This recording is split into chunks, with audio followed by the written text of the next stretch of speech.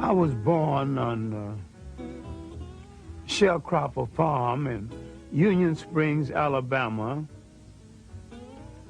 New Year's Day, 1915. That was a great feast day in our family. And because my mother was a favorite in the family and I was late arriving, she said that nothing would be killed in this family until my child is born. And I didn't arrive until 3, and everybody was hungry. The feast had not started, and I wasn't exactly welcome. They never quite forgave me for that, holding up the feast. My early schooling was in a one-room schoolhouse that we called Miller's Hill School. When we moved slightly out of the city, I was chosen to go to city school. Officially, I never finished high school in the formal sense until later years. In fact, I taught 2 generations before I took time out to get my BA, my master's, and my PhD. And I have it all now, but I'm principally self-trained. My university was the public library and well-chosen second-hand bookstores. So while I grew up poor, I grew up in a very rich environment, culturally rich. I grew up with a whole lot of love and affection, a lot of lap time, and a lot of slap time too, because I wasn't permitted to get away with too much. Miss Evelina Taylor is my 5th grade teacher, and she might be the foundation teacher in my life. In addition to teaching me basic good thinking and good conduct, she called me into her room during her lunch hour one day and told me to stop playing the fool because I was playing the fool just to get accepted.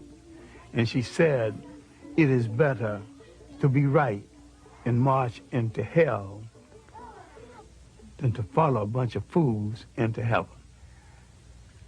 I wanted to do something to impress Miss Taylor, and we had current events on Friday. We wanted to say something unusual because I worked for white people before and after school, and they had magazines. They would receive them one day, read them hurriedly up, throw them away the next day. So when I got up for current events, I always had something decidedly different to say about my own people and about other people. No, I wanted to do something real big. So I went to a lawyer that I worked for before and after school. I can still remember his name, Gagsteiter, and I asked him for a book about my people in early world history. He says, I'm sorry, John, that you came from a people that have no history. My mind would not accept that. I continued to search, and I opened a book called The New Negro, and I opened to an essay called The Negro Digs Up His Past. And for the first time, I knew that I came from a very old people, that we were older than slavery, older than oppression, older than Europe. Now the scramble began for more information.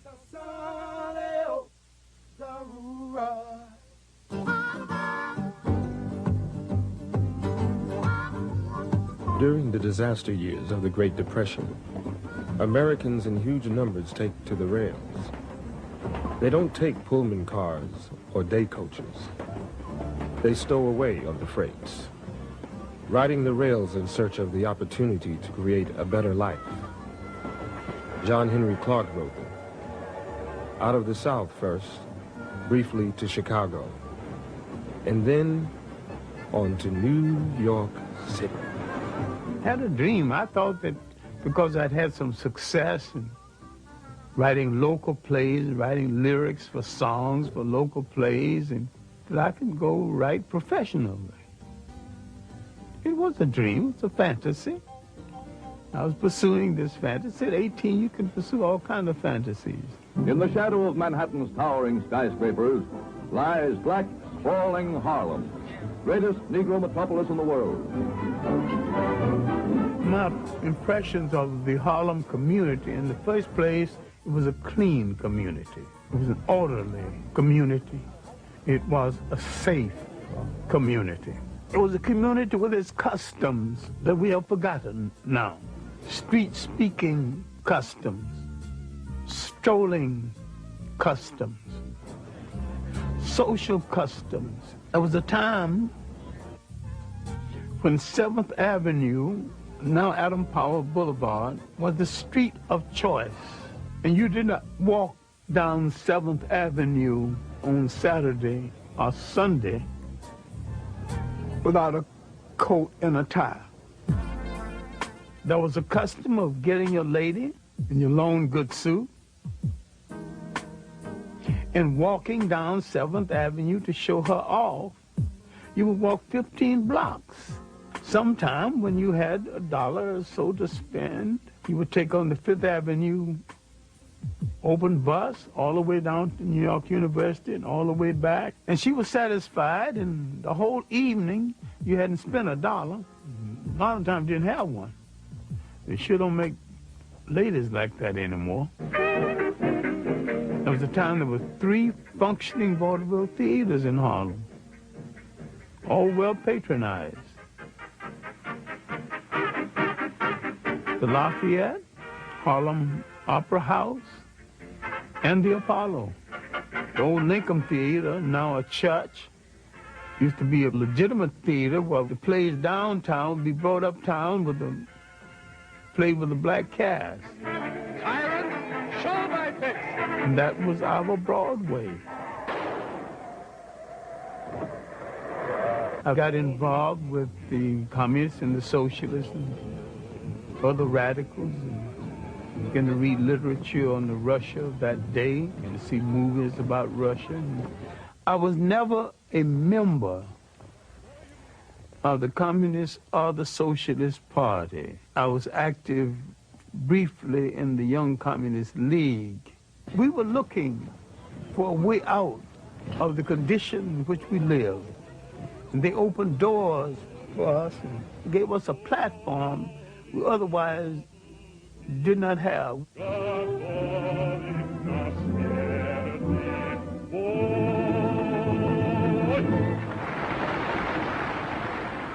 Paul Robeson was the one artist who made the great sacrifice based on commitment. And that commitment is that an artist is supposed to use his or her art to change the society in which they live. W.E.B. Du Bois is our greatest single intellect we produced in the whole of the Western world. And he's not just a black American intellect. He is an American intellect equal to any. W.E.B. Du Bois, Paul Robeson, the party came closest to what those men wanted to stand for in the world was a fair deal for the working people of the world.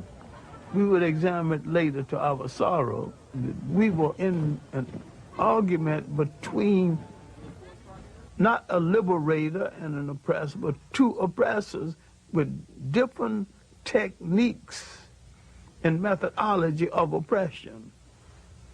In the final analysis, Russia did not want us to be free any more than in the United States and England and the imperial powers, but they wanted us under their domination. I never thought the left movement, communist or socialist, made any serious study of the history and the background of the African people of the world. And they had a preconceived notion of us that had nothing to do with our reality. And these African communal societies, were each got according to his needs, were not copied from Europe because they existed before there was a Europe. In these societies, based on the concept of the family and the community, everyone in the society had a responsibility.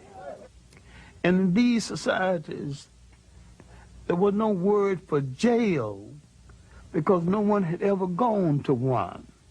No word for orphanage because no one had ever thrown away any children. No word for old people's home because no one had ever thrown away grandma and grandpa. And while I had some admiration for the conclusion of Karl Marx, I dare to say he was a political opportunist and a Johnny-come-lately because he was rehashing something that was in the world before the first European wore a shoe or lived in a house that had a window. During my early years in Harlem in the 30s, my writing consisted mainly of poetry, short stories, and little essays on aspects of history. The Harlem Renaissance writers, of course, influenced me. I knew Claude McKay. I knew Langston Hughes. I knew Richard Wright before he had published Native Son. I knew Wallace Thurman, Nellie Larson, Jesse Fawcett.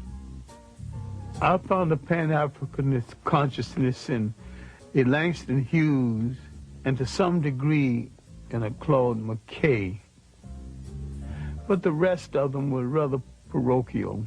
Finally, I got to meet Arthur Schomburg. Arthur Schomburg, mentor to 2 generations of African-American scholars. The legacy of this Puerto Rican-born historian is the world's definitive institution of its kind, Harlem's Schomburg Center for Research in Black Culture. I went down the 135th Street Library, and he was on the 3rd floor, and I asked, very humbly, asked the librarian, do you know anybody who would give me a letter to see Arthur Schomburg? And she said very sharply, impatiently, because she was short of help, you just have to walk up 3 flights. I walked up 3 flights, and there Arthur Schomburg was holding down the desk, being 18 and rash. I wanted to know the history of African people of the world, henceforth, right now, within the hour, his lunch hour, all of it. He said, sit down, son. What you're calling African history and Negro history are the missing pages of world history. Then he said, son, go study the history of your masters. Go study the history of the people who enslaved you and find out why they found it a necessity to remove an entire people from the respectful commentary of the history of the world. Well, my earliest impressions of them was a people in power who intended to stay in power. And I began to wonder why they had so much and other people had so little, and why everybody I knew worked harder than they. Who made this arrangement? I studied European history and world history. Now, when I went back to Schomburg with some knowledge of background of European history, now he began to show me how to study African history. Arthur Schomburg taught me the interrelationship of African history to world history. Willis N. Huggins of the Old Harlem History Club taught me the political meaning of history. And from the lectures of William Leo Hansberry of Howard University, I learned the philosophical meaning of history. The most valuable lesson I would learn is that when you address a people by their right name, that name must relate to land, history, and culture.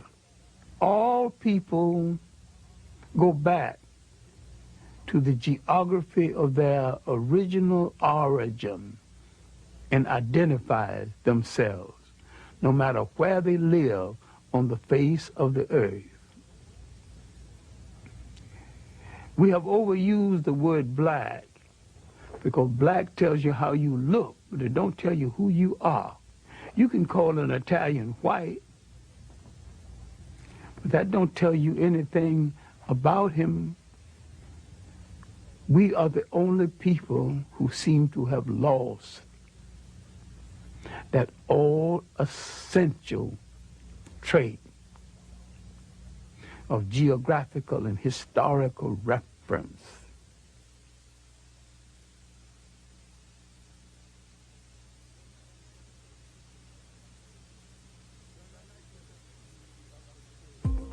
Around 1933 up until 1934, 1935, Harlem's main activity was how to make Harlem a congressional district so that Harlem could elect its own congressman.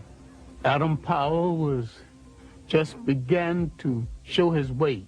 We were fighting to get jobs on 125th Street, fighting to get jobs in our own neighborhood.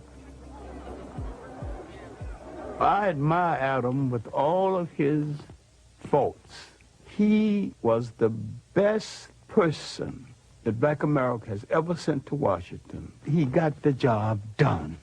When he went to Washington the first time, they told Mr. Powell that we don't accept blacks in the congressional dining room. And Adam smiled and said, well, you don't accept them. Well, that's your custom. The next day, Adam got the tallest and the meanest looking and the blackest of the blacks he could find and marched them into the congressional dining room as his guest and got away with it.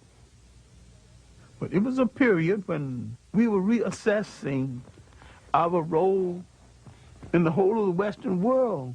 We were tuning into Africa as much as we could and having African forums and making a serious study of African history.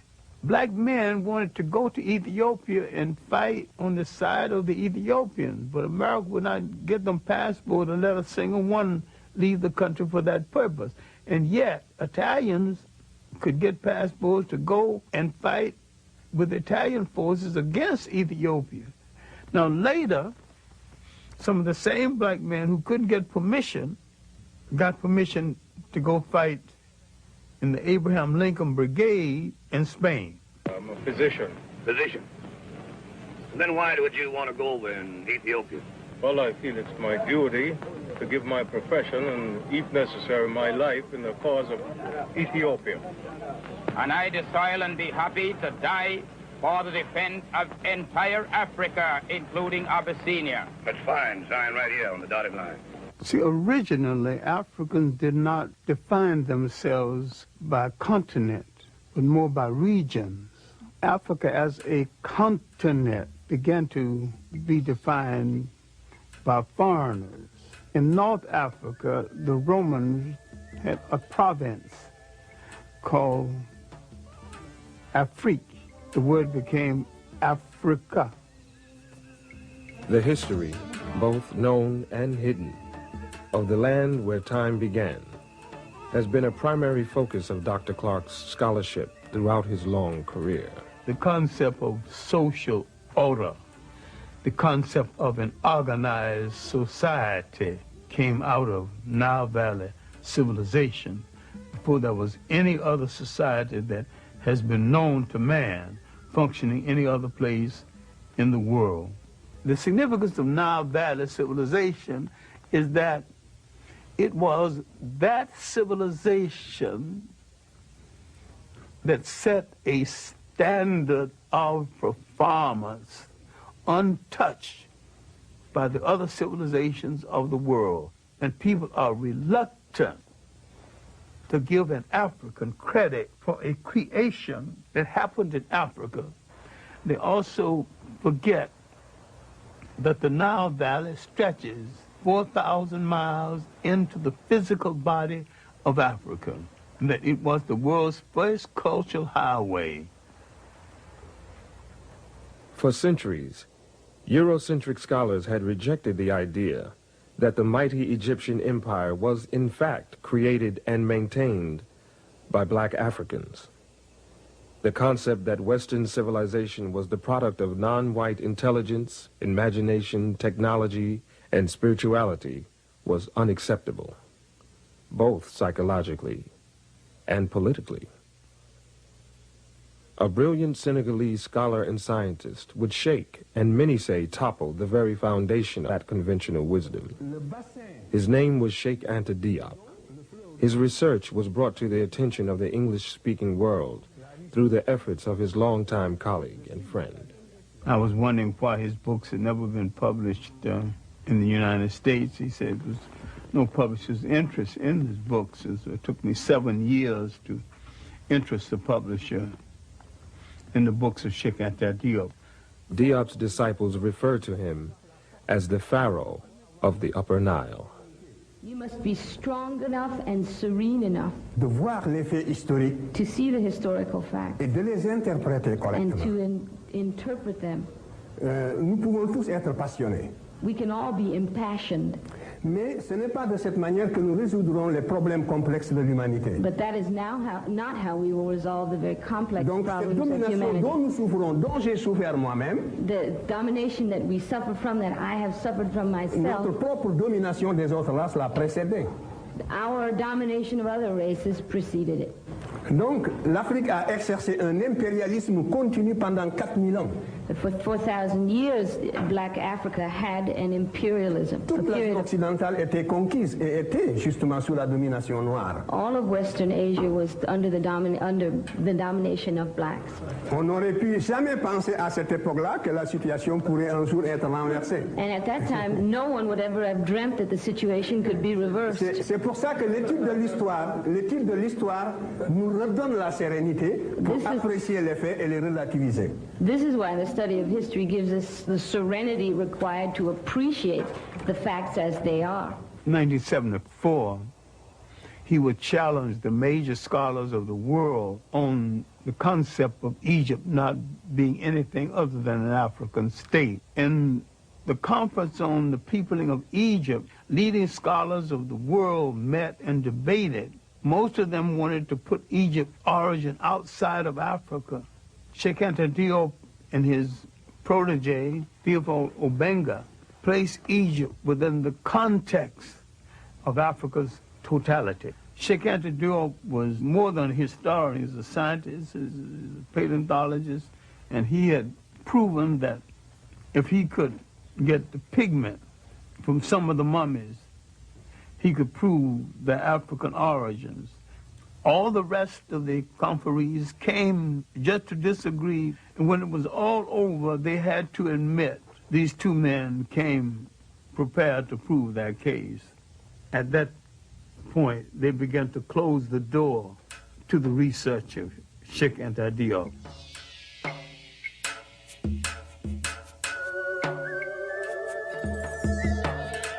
From the first dynasty to the invasion of Nile Valley, that was the first golden age. And from third dynasty came the great multi-genius Imhotep, the real father of medicine, who lived 1,800 years before the Greek who's called the father of medicine. And when we read the biography of the Greek, he says, I am a child of Imhotep. And from the 18th dynasty came the world's great social reformer and maybe one of the world's first deities, Akhenaten. He thought so much of life he would not crush a flower. He outlawed warfare. Spirituality was a part of the total life of the people. Before the coming of the Europeans, the African was very religious. The step pyramid was originally built with a temple at the top where you can go up and pray. This relates not just to the glorification of a pharaoh, but the spiritual outpouring of a people. This is what made the civilization of the Nile so great. At the same time that Egypt was in its 24th dynasty, Europe was just emerging from its pre-literate past. The first show of European intelligence was a book called The Odyssey and the Iliad. That's about 850 BC. Where is Egypt, 850 BC? Egypt is old and tired and has gone through 24 dynasties. It is on the eve of its last great dynasty that will come from the pharaohs in the south. And the Europeans have just written a book of folklore. Just south of Egypt lies another highly evolved black society, the Nubians. Their civilization thrived for some 3,000 years. I call the 25th dynasty the one dynasty from the south that moved up north and to tell their cousins, the Egyptians, how to rule a nation one more time. In the great show of history, this was Africa's last walk in the sun. It was a great and mighty walk. That walk had lasted 10,000 years. Now it's coming to an end. Europe is just being born. The very word Europe is not even being used.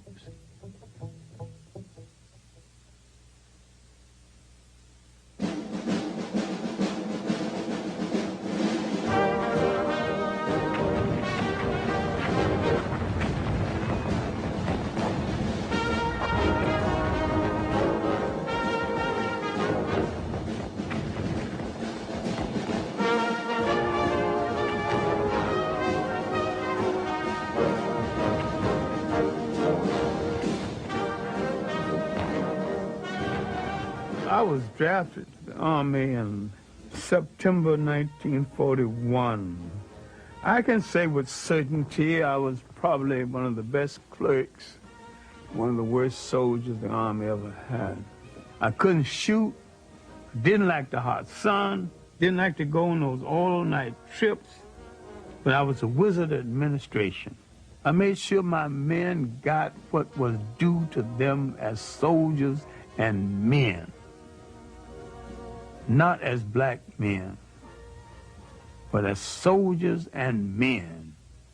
After I returned from the Army, it was not so much as finding myself again as a Pan-Africanist, but redefining myself as a Pan-Africanist.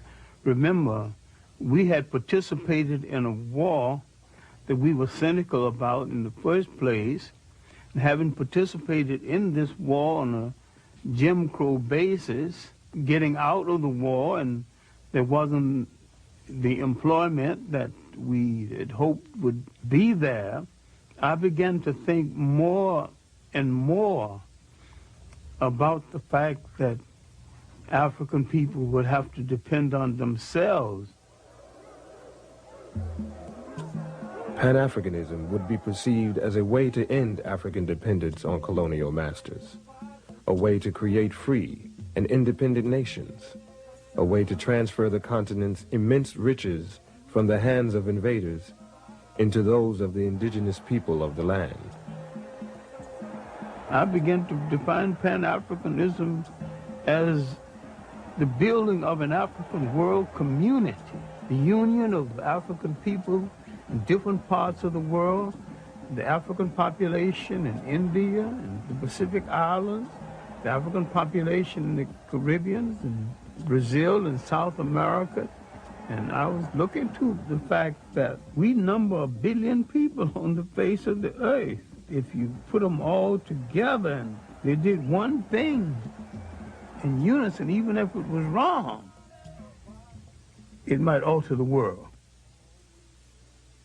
Africa has always been and still is the world's richest continent. Africa has always had things other people wanted, thought they couldn't do without, and didn't want to pay for.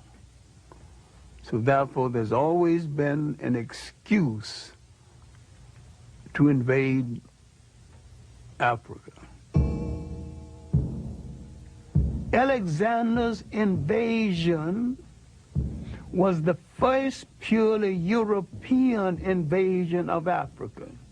Everything that had happened in Egypt and in Africa before 332 BC was something that no European had anything to do with. Now we see the beginning of European occupation, and we see it as aggression, not bringing civilization, but destroying civilizations that it did not understand. The uninvited arrival of European armies in the Upper Nile Valley signals the beginning of the end for the highest civilization the world had known. The conquerors, quite literally, changed the complexion of the conquered. Now you're beginning to get a mulatto-sized population that a whole lot of people keep misinterpreting as white. With each one of these invaders came the bastardization of the population based on the fact that for the sake of pleasure, the foreign soldier heads for the female population at a time the male population has been defeated in war. The Greeks' rule didn't last that long before they were challenged. An ambitious and well-dressed bunch of thugs across the ocean, not very educated, but they could fight like hell, called Romans, began to have ambition for the trade in the Mediterranean. Carthage, a powerful black state in North Africa, had imperial ambitions of its own. By the 3rd century BC, its forces had crossed the Mediterranean and established a large province in Spain. The military commander of Carthage had apprehensions about his Roman neighbors and warned his son to keep a watchful eye. Hannibal's father, he would point across the ocean and said, there's some evil people over there. We better bring the war to them before they bring it to us. Hannibal never forget. Hannibal is only 26 when he takes charge of the army. He launches an audacious military adventure, leading his men and their elephants over the Pyrenees Mountains into France, then pointing them across the Alps, boldly, toward Rome itself. Heavy casualties, overextended supply lines, and defection of allies drive Hannibal off the soil of southern Europe. He retreats back home to Carthage. The Romans have made a mission, almost a cult, out of the destruction of Carthage. They would meet each other in the mornings. Good morning, Roman citizen. Carthage must be destroyed. Yes, of course, Roman citizen. Carthage must be destroyed. Rome's legions clash with Hannibal near Zama. His troops are defeated. Hannibal is sent into exile.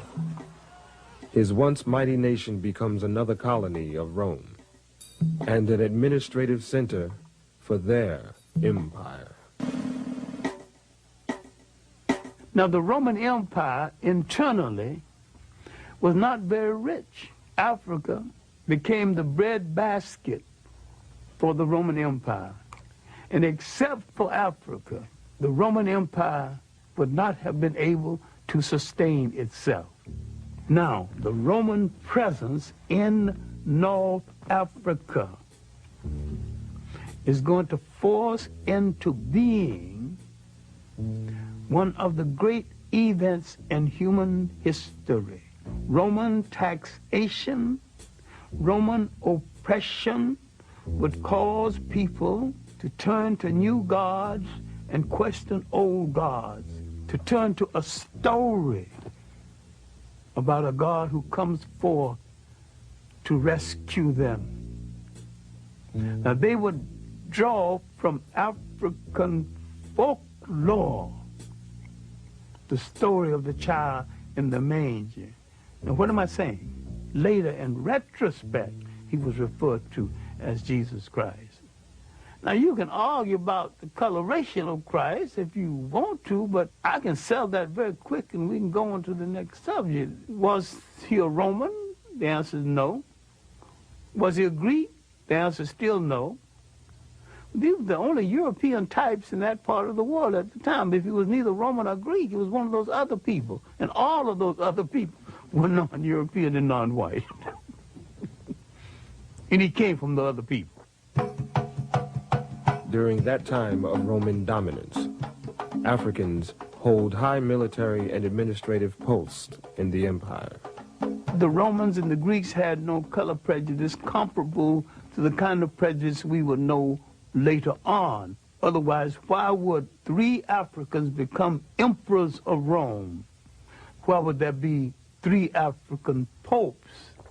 Finally, Constantine decided to make Christianity the religion of the whole of the Roman Empire. Now we're coming to the critical period when the Roman domination of the church so corrupted the church, the Africans began some disenchantment with the Roman interpretation of Christianity. Constantine calls a council of bishops and priests at a place called Nice, this the Nicene Conference. It is at this conference that the European created a European concept of Christianity. It was at this conference that they began to take the African saints out of the literature of Christianity. Now the corruption had started. The physical concept of Jesus Christ did not exist. Now, how did it come into existence? Because the Pope commissioned it to come into existence. Michelangelo painted the picture using one of his relatives as model. And that picture, one of the finest pieces of propaganda ever projected in history, has changed the minds of millions of people as who's supposed to represent God, whoever he or she is, and I have no problem with the she. Spirituality is a way of accepting the fact that there is a spiritual force in the universe larger than all of mankind. But someone had to come along and invent a word called God. Then someone had to say of another God, and say, mine is better than yours. And someone had to create faith. Someone said, I have the true faith. Religion is the organization of spirituality into something that became the handmaiden of conquerors. Nearly all religions were brought to people and imposed on people by conquerors and used as the framework to control their minds. My main point here is that if you are the child of God and God is a part of you, then in your imagination, God's supposed to look like you. And when you accept a picture of the deity assigned to you by another people, you become the spiritual prisoners of that other people.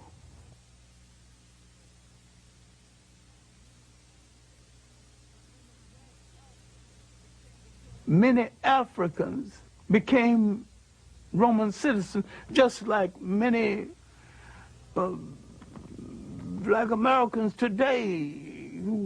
I have nothing to do with Africa. I'm an American. I'm a citizen. I'm an American. There were Africans way back there with that same kind of split personality silliness, not knowing where their ethnic identity belonged. Rome's hold over its far-flung provinces weakens. In North Africa, it faces a new and fierce challenge: Islam.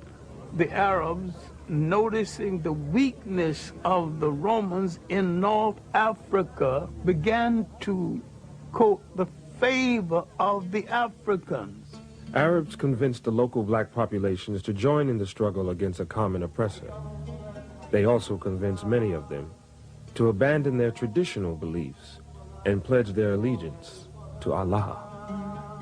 The Africans assumed that by supporting the Arabs would get the Romans literally off their back. They were right. The Arabs did get the Romans off their back, but the Arabs replaced the Romans on their back. And like most conquerors, they declared war on African culture and African ways of life. The Arab has always been a propagator and a defender of slavery. They've always rationalized slavery based on Islam. I do not think any religion sanctions slavery. And anytime you use a religion to sanction slavery, you're misusing that religion and misusing the Word of God. Well, the Christians did it, and the Arabs have done it, and the Hebrews have done it. It's not right in any case. Islamic armies, their ranks dominated by African converts, defeat the Romans and push on to the continent of Europe. In the process, they capture Spain. There, the Africans and Arabs create a rich, cultured, and powerful empire. So powerful, it endures for 500 years. The achievement of the Arabs at this time is they have driven the Europeans out of the Mediterranean. The European now must go back into Europe. They have no empires, no great connections outside of Europe. And because of this, they ultimately would go into a period called the Dark Ages. People are confused because when the European mentioned the Dark Ages for him were not the Dark Ages for other people. Concurrent with his Dark Ages, the African had his third golden age. As Europe suffers, three great kingdoms are emerging in West Africa: Mele, or Mali, Ghana, and Songhai. These were lands of enormous wealth, generated by their control of the trade routes across the Sahara and the abundance of their gold mines. The kingdoms were known for their benevolent governments and their great respect for learning. For a while in history, there was only two great universities. The University of Sankore at Timbuktu and the University of Salamanca in Spain. And the African was solely in charge of the one at Sankore and part in charge of the one at Salamanca. The Arabs had to some degree institutionalized the practice of African slavery. The Europeans internationalized it. In Europe, The wealth amassed from the slave trade makes the Industrial Revolution possible, while laying the foundations of modern capitalism. In the Americas, the traffic in human souls creates a vast African diaspora, millions upon millions of people ripped from their homelands, transported in chains to a distant, hostile world. The European came into Africa as a guest and was treated as a guest. The Africans, unsuspected, political, naive, and some of them still are, because he had nothing against the Europeans and he had never enslaved any Europeans. He just assumed automatically no European would enslave him. He had never dealt with anyone who would enslave the host and the wife who cooked the meal and lie about it. Around 1442, the first slaves would be taken out of West Africa.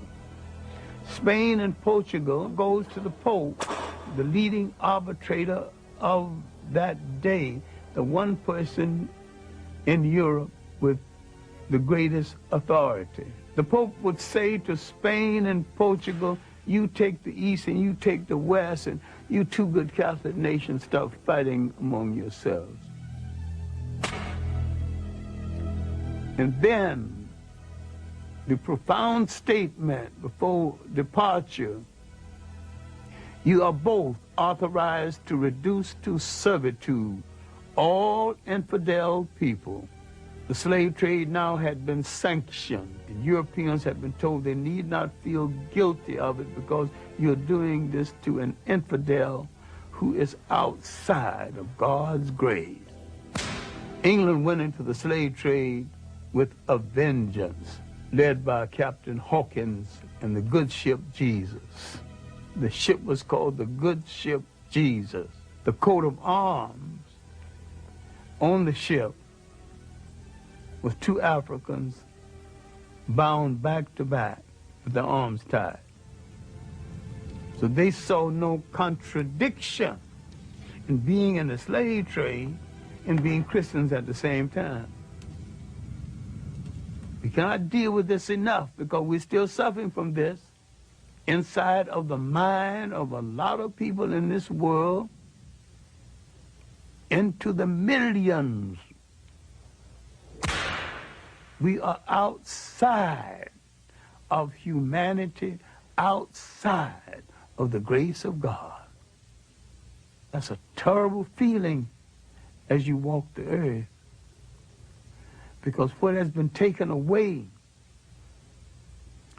is your essential humanity, your human beingness. And when they take away your human beingness, they take away your nationness.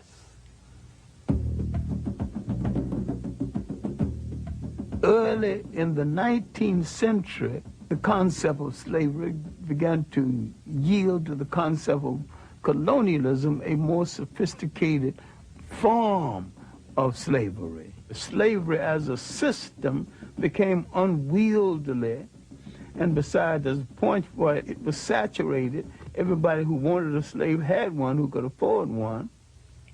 The European nations of size that did not have any portion of Africa began to grumble. At the Berlin Conference, 1884 and 1885, the European powers of substance who did not have any part of Africa now were given some parts. Africans did not fall at the feet of the European invaders. They fought fiercely, bravely, and continually. Anti-colonial wars started up down the coast of West Africa and parts of Inner Africa and in the Congo. There was armed resistance. The Zulu wars lasted from the 1650s when the Boers arrived to the last Zulu war was 1906. In Ghana, the Ashanti wars lasted from early in the 18th century to the last Ashanti war led by a woman, Ye Asantewa, in 1900. For a while, it looked as though the Europeans would not be able to hold on to the continent. More manpower and more ruthless treatment brought it mainly under their control. By 1884, 1885, and afterward, there wasn't no dispute about who was in charge of Africa, just who was in charge of what part of it. We have been hung up with a myth, the myth of the conqueror and the invader as the bringer of civilization. No people ever brought civilization to another people at no time and at no place in history. It's one of the most protracted lies we ever listened to. Civilization is the art of being civil. The word civil means being peaceful. And there's nothing peaceful about aggression. Only the slave can abolish slavery. If someone is on your back, you have to bend a little to balance them on your back. Now, the best move if you want to get them off of your back is to stand straight up.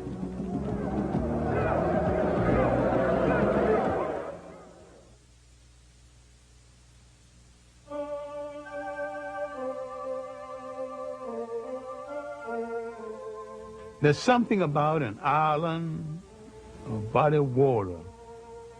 It creates a special kind of dreamer because they did not know where they came from in Africa. They dreamed of the whole of it, bring it all together in one piece. The seeds of Pan-Africanism, planted in the United States during slavery years, later flourish in the fertile soil of the British West Indies. Trinidad produced the three greatest Pan-Africanists, H. Sylvester Williams, C.L.R. James, and George Padmore.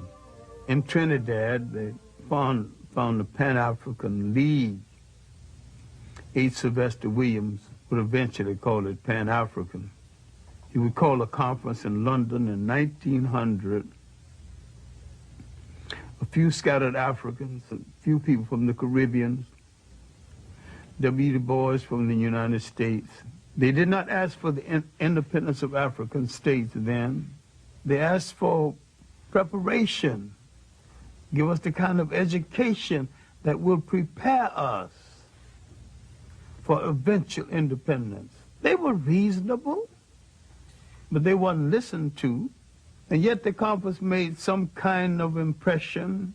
After the first Congress, Du Bois would be the leading light from the second through fourth. But the most meaningful, the one that Du Bois called in Paris, as a result of this Congress, Du Bois came to center stage as the leader and theoretician of Pan-Africanism. Pan-Africanism wasn't exactly new because black Americans were practicing it long before someone gave it a name. The African settlement movement, the movement that settled Liberia, was in form of Pan-African movement. The so-called Negro Convention movement was most a discussion of how you bring the African world together. That whole 19th century was Pan-African thought. Prince Hall, his development of the Black Masonic order that he called the African Lodge, the search for a place in Africa for settlement by Martin Delany and Robert Campbell. 1829, David Walker's appeal to the colored people of the world was basically a Pan-African appeal. All of this before we come down to the end of the 19th century. The ultimate Pan-Africanist, of course, was the Jamaican Marcus Garvey. Citizens of Africa, I greet you in the name of the Universal Negro Improvement Association and African Communities League of the World. You may ask, what organization is that? It is for me to inform you that the Universal Negro Improvement Association is an organization that seeks to unite into one solid body the 400 million Negroes of the world. It was soon after after the end of World War I, the Secretary of War had told the black American soldiers that their lot would not be appreciably changed by virtue of the fact that they fought in the war. There had been an investigation. It was discovered that many of the nurses wouldn't treat black soldiers in the hospital, wouldn't even touch them. Some of them died as a result. So you have these grievances pent up in the veteran coming home. All of this came to a head in 1919 when there were riots all over the United States. That's called the Red Summer. Marcus Garvey could point out, look, they don't want you here. Let's go back home. Let's go to Africa. Go back to Africa. Let's not only go back to Africa, let's go back in our own ships. Now a whole lot of people who otherwise would not listen, now willing to listen. We hear the cry of France for the Frenchmen, of Germany for the Germans, of Ireland for the Irish, of Japan for the Japanese. We of the Universal Negro Movement Association are raising the cry of Africa for the Africans, those at home and those abroad. He began to dream the great dream and rescue the mind of millions of black Americans from depression and self-doubt. By 1923, he was in some difficulty with the boats and some of the people he had hired to run the boats. Terrible mismanagement and betrayal. He collected millions of dollars from black Americans to buy these boats, and these boats were old and not as seaworthy as he thought they were. Garvey moved over large territory, maybe too fast, and yet he built the largest movement in black America before or since. There needs to be a reassessment of Marcus Garvey and his long-reaching effects. He called attention to what slavery and colonialism had taken away. They took away a concept essential to all the people in the world. They took away the concept of state management and state maintenance. Once you are taken from the geography of your origin and forced to live in a state designed by others, you're still the slave to the man who's astute enough to control a container called the state. The cannons of World War II were barely cold when Africans met in Manchester, England. They were prepared to claim that container called the state for themselves. The Pan-African Congress of 1945, now you have the one thing you did not have in the rest of them. You have Caribbean scholars, African-American scholars, not a whole lot, and Africans themselves are now participating. We're not talking about Africa out of the presence of Africa.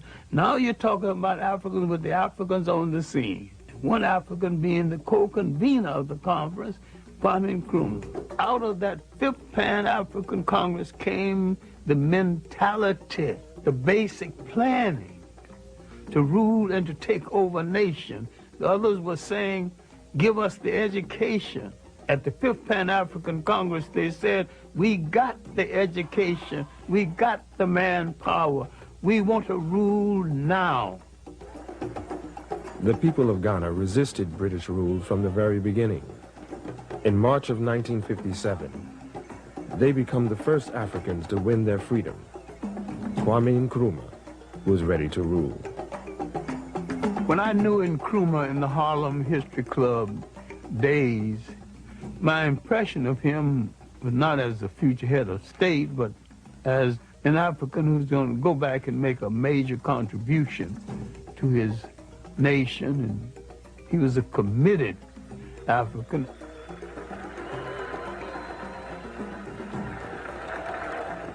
I went to Africa in 1958 because I've been promising myself I was going to get to Africa next year. That promise of myself went on for about 5 years before I actually got there. When I got there, all I had was a return ticket. I told an African who had read one of my stories in an African magazine and wrote and got my address. I said I was coming to Ghana, get me a place in a hotel for a few days, and he didn't even go to a hotel, he even tried. He took me to the slums of Accra, and I lived right there with him. Finally, a check that was due me from America did not arrive. When it did arrive, it bounced. So there I was, and one day, Nkrumah had gone someplace. He was coming home from a visit of state. A whole lot of people along the highway hailing his return, and so I was along with the rest of them. I was just like another African melted into the crowd. And he spotted me, and they stopped the Rolls Royce, and the motorcycle drivers pulled their guns, thought that someone was about to hurt the president, you know. his motorcade stopped, and he came out, and he said, "What the hell are you doing in my country?" And I just laughed. You say, "You're a long way from Harlem." He looked right and said, "Where do you live?" I said, in Jamestown. Jamestown is the slums of Accra. Still is. He shook his head and said, "You sure must love Africa."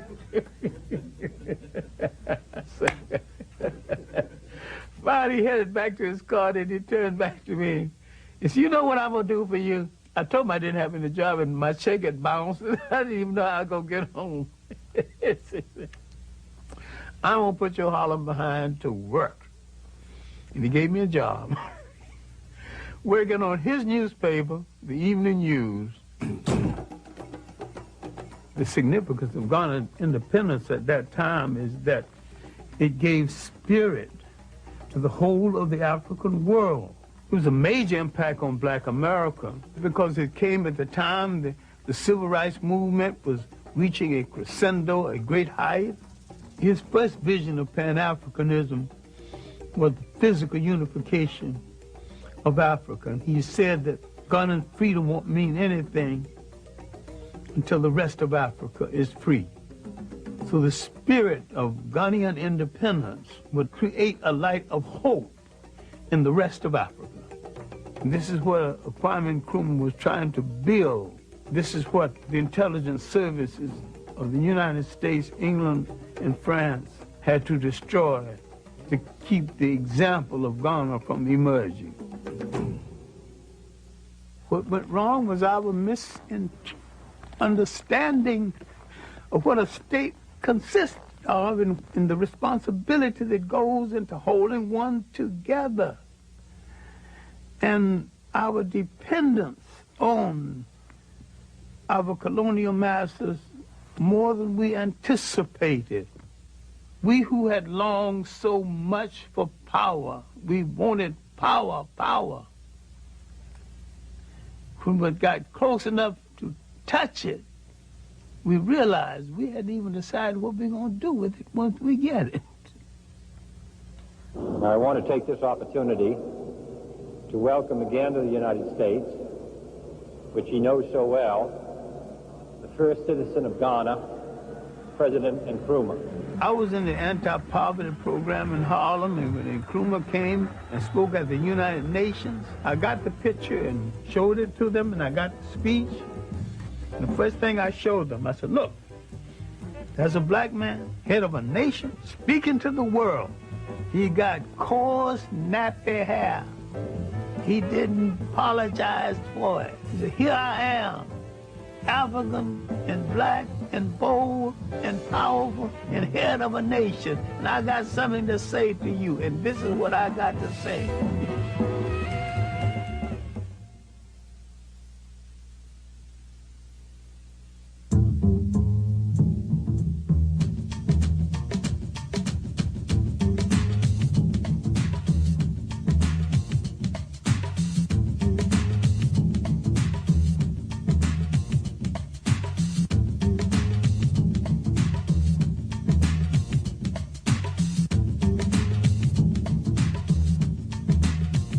The passive resistance of Gandhi, and we should understand this, was a strategy.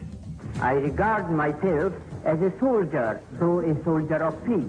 I received the inspiration to carry on in the nonviolent tradition from Jesus of Nazareth and the operational technique from Mahatma Gandhi. The passive resistance of the civil rights movement was sold as a way of life. A strategy is never a way of life. A strategy is something you use the same as you use an orange. When the juice is gone, you throw it in the garbage can. And Mahatma Gandhi was an East Indian nationalist, but a very skillful politician. And he always had a violent alternative waiting in the wing just in case his nonviolence didn't work. Today marks the beginning of a determined, organized, mobilized campaign to get the right to vote all over this state. I think Dr. Martin Luther King was the spiritual leader of the black movement, of the civil rights movement, and probably one of the finest theologians that we produced in recent years. He was a dreamer, and yet he was a committed man to struggle, and he made great sacrifice within that struggle. I had some strong disagreements with him. I never thought that we should be locked into the concept of nonviolence as a way of life. I was perfectly willing to use it as a strategy. I think we should be slow in criticizing Martin Luther King. He was brave enough to put his life on the line for what he believed. We are still here talking. That's proof enough of his bravery over ours.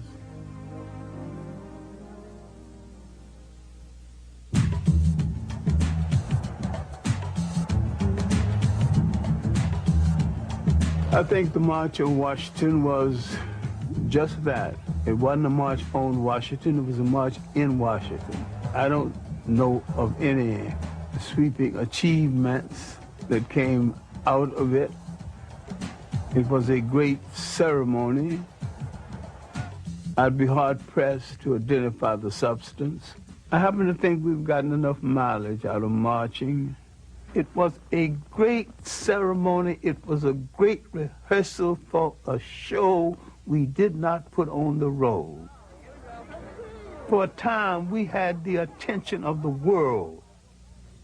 Between the Civil Rights Movement, the Caribbean Federation Movement, and the African Independence Movement, we had the attention of the world, and there were people, though they hated our guts, they were willing to make concessions to us based on the fact that we were ready to handle power. We made too many speeches and didn't do the necessary work, the unglamorous, off-camera work that would have made it possible. That was our great mistake. Ceremony that lacked substance. And that was a voice, loud and clear and analytical. We were fighting to keep from hearing that voice. It was the voice of Big Bad Malcolm X, who had both the national and the international message. One of the reasons that it is bad for us to continue to just refer to ourselves as so-called Negro, that's negative. When we say so-called Negro, that's pointing out what we aren't, but it isn't telling us what we are. We are African, and we happen to be in America. We're not Americans. We are people who formerly were Africans who were kidnapped and brought to America. I met him first in 1958. I know him from that period until his death, and sometimes saw him on a daily basis. I would furnish information on history and background information. I never told Malcolm X what to do, and I don't remember anybody else who told him what to do either. They have studied studied the tactics and the strategy and the methods of all of the African nations who have emerged and won their independence. And they've seen that the Africans didn't get it by sitting in. They didn't get it by waiting in. They didn't get it by singing "We Shall Overcome." They got it through nationalism.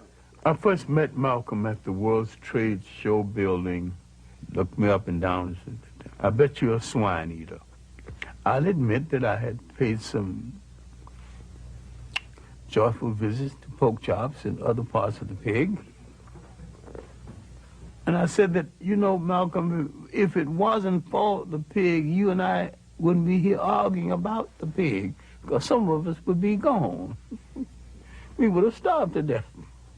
Many times when Malcolm X was prefacing his speeches with the words, "The Honorable Elijah Muhammad teaches us," Malcolm X was teaching Malcolm X lessons over and beyond anything the Honorable Elijah Muhammad ever thought about.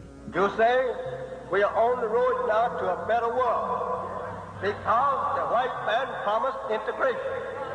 This is a disgrace. Mr. Muhammad's analysis is that until the image of the black man in the mind of the black man has been changed, you will always have delinquency, parental as well as juvenile.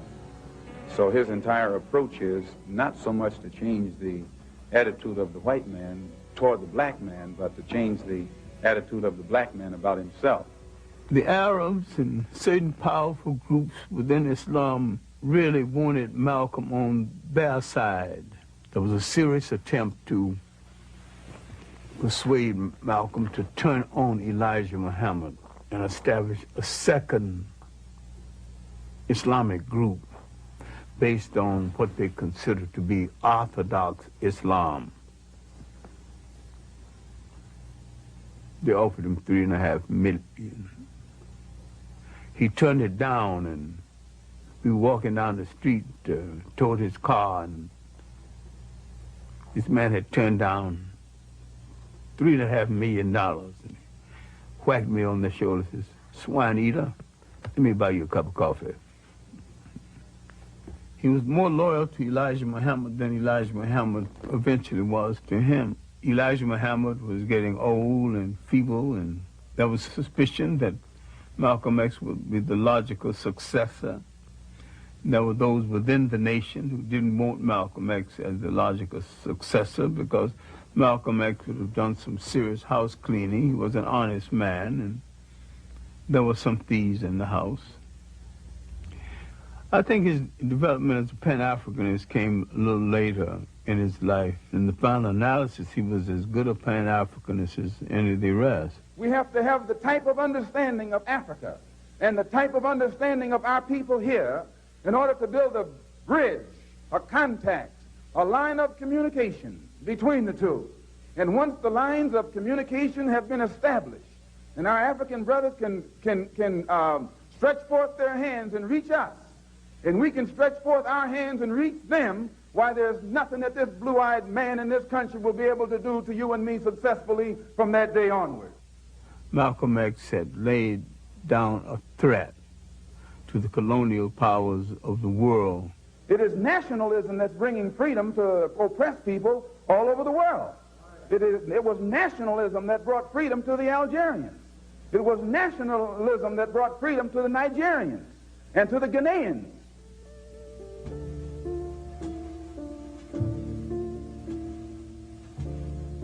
I do not think Malcolm X's murder was a local American thing. I think it was a larger thing than that. I do not think that Farrakhan had anything directly to do with the murder, but I do think Farrakhan is guilty of creating the attitude and the atmosphere that led to the murder. Without Farrakhan, Malcolm X, I think, still would have been assassinated. We were friends from the day we met until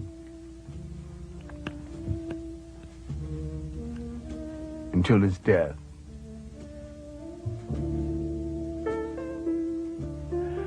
When I got the word of his death, I was in Connecticut and going up to make a speech in Connecticut, and I was at a Jewish home. Someone announced that he died, and then someone added, dismissing the whole thing, that after all, he was anti-Semitic. I know the man well enough to know that he really didn't hate anybody. He hated certain things people did. He wasn't a hater at all, and they spoke as though they had the right to tell us who should and should not be our hero. I went into that bathroom, and it was after dinner, and just cried like a child for 15 minutes. And I came out partly composed and made the speech that night I was asked to make, and came on home and began to try to deal with the reality of the situation. Because to me, Malcolm X was not gone, and he's still not gone in my imagination. The whole year after his death, I almost got the feeling that we were having our usual conversation. I was always in it. What can I do? And finally, I got the feeling that he had said, do your best work. I was a good teacher before that. I was a better teacher and a better human being after that, because I knew that being a good classroom teacher was my best work.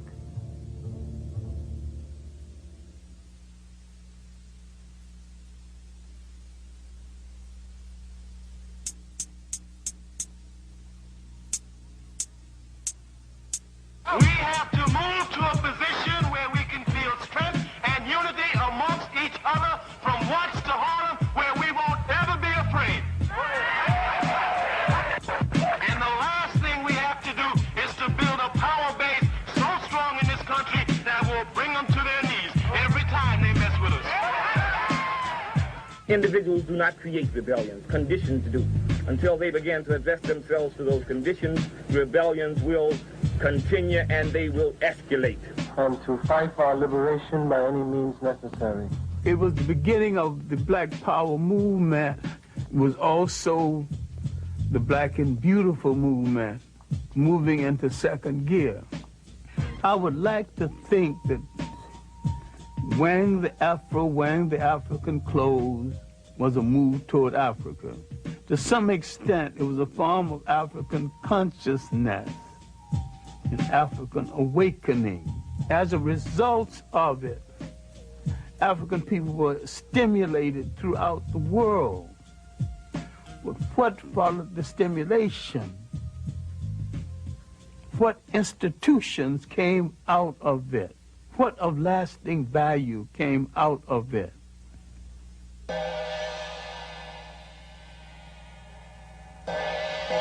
I do not think the Africans, the Caribbeans, or the Black Americans have studied with any degree of depth and seriousness the rise of modern Japan. They went into a war and they lost. They sustained 2 atomic bombs. They had that country occupied. Now the people that defeated them are now begging them for commercial space. What did they do that we have forgotten how to do? They did some serious, astute planning, not loud mouthing, not boasting. They did not get on the radio or any platform and call anybody any name, but they did what they had to do.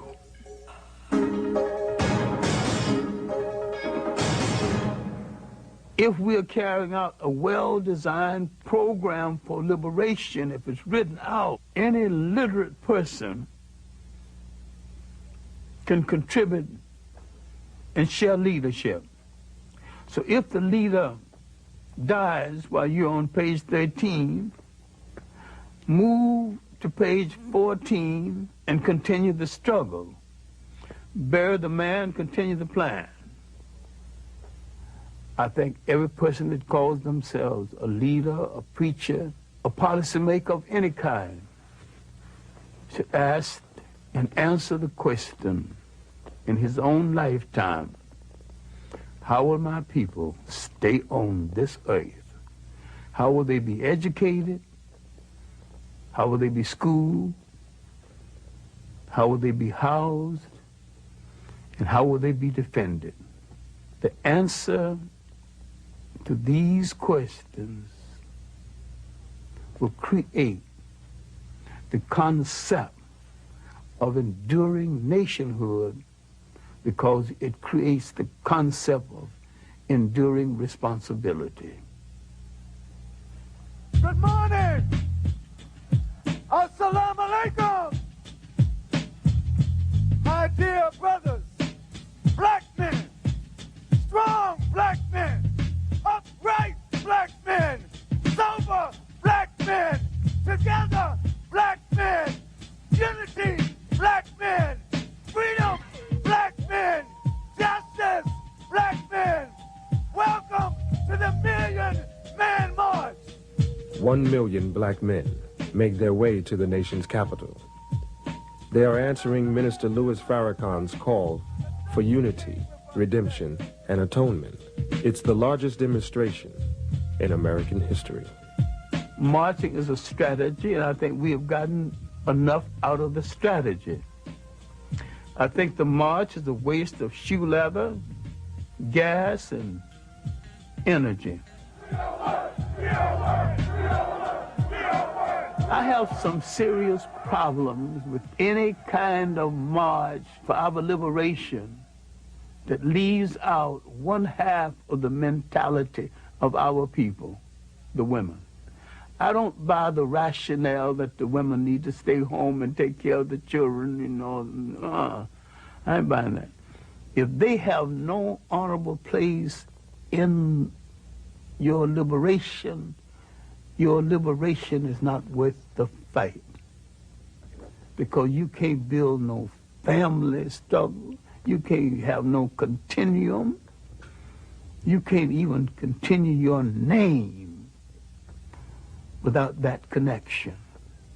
Long live the spirit of the Million Man March. Long live the spirit of the Million Man March. I'm saying there's more to revolution than throwing your fist in the air. There's more to progress than marching. I want to say, my brothers, this is a very pregnant moment.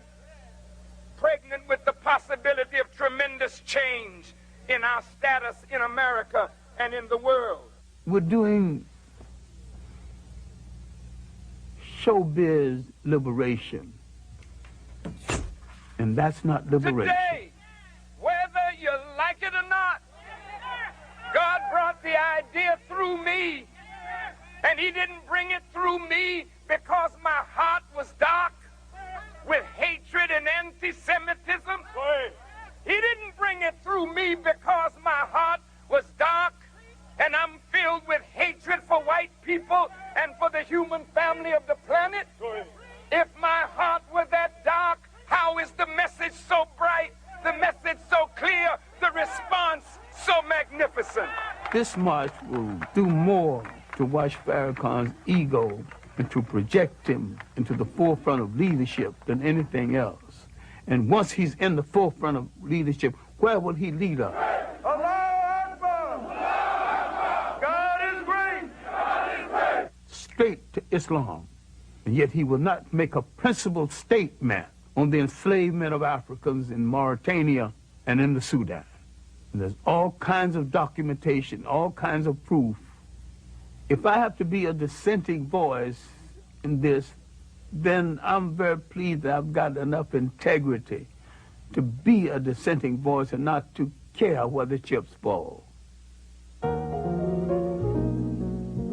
Many perceive the African-American family as an endangered species.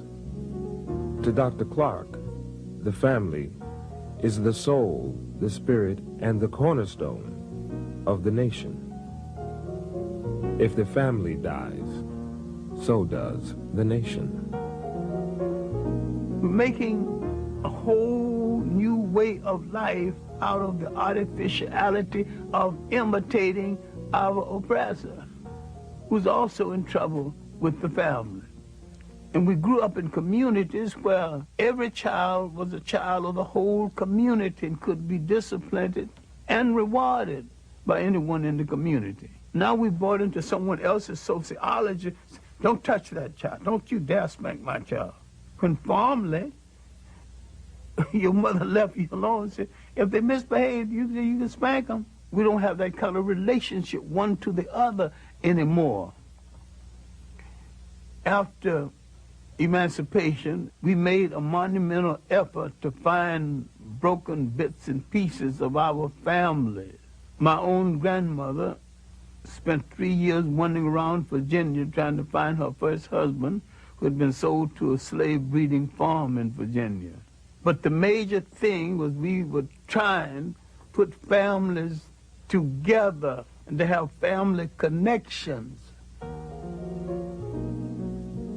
Our new mission of liberation is to put strong families together again, because the family is not only the embryo, the beginning of all that we can call civilization, but it's the beginning of all anyone can call a civilization. Because this is the essential network that leads to nation. There's some common sense things we can still be doing. Our communities are miniature nations. We have to control them. Control the real estate in those communities. Control the education in those communities. You cannot write the history of this nation as though it is only a white nation. It's a multicultural nation. I'm saying whatever the solution is, either we are in charge of our own destiny, or we are not in charge. On that point, we got to be clear. You're either free or you're a slave.